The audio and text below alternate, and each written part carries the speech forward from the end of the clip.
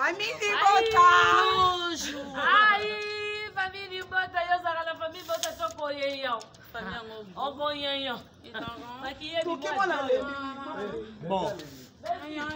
La patronne la belle vie Kanzi. On a tous les péchés à l'envers en fait chez nous.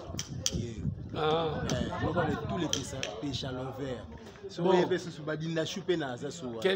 Quelque chose, ça se prépare. Boto na tesi ba kena mbunda. Bokoye bakaka tango kobeta. Toujours.